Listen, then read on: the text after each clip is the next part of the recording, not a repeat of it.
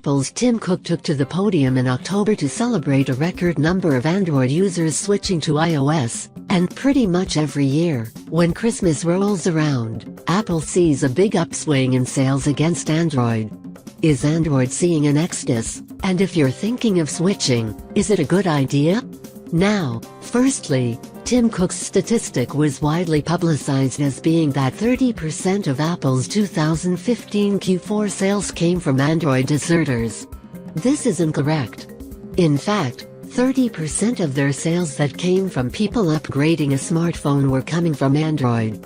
This rules out all those upgrading from a feature phone and first-time buyers, a significant portion of total sales, especially in China. The statistic also ignores the other side of the coin, the number of users who have left Apple for Android. It was an effective piece of PR, but Apple refuses to release concrete figures that would tell the real story.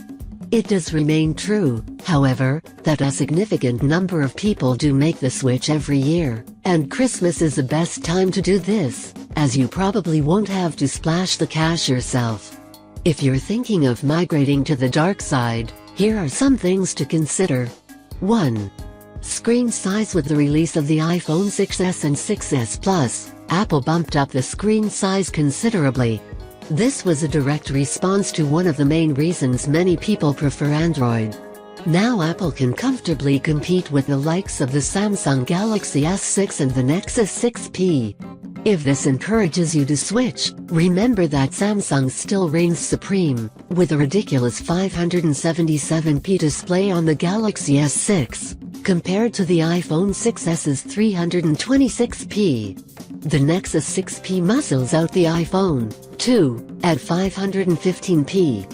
2. Security. This is a tricky one. Android is so popular partly because it offers great freedom for developers, but this also poses a risk.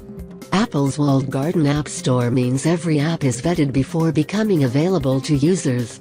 Being able to download apps on Android is both a blessing and a curse, and malware has been spread through the Google Play Store, too, with Google often reacting only after thousands have been infected.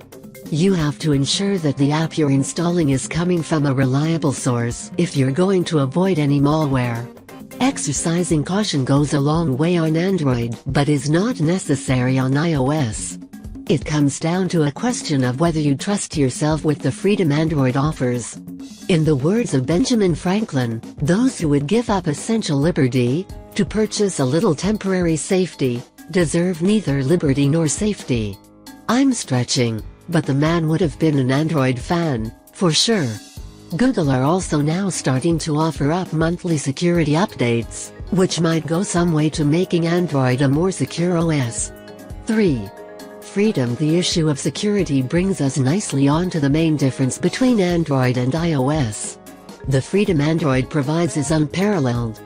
Being able to root your device, download apps, install custom launchers and ROMs, and tinker with every aspect of your device means that when you buy an Android phone, it really belongs to you, and you can do with it as you see fit.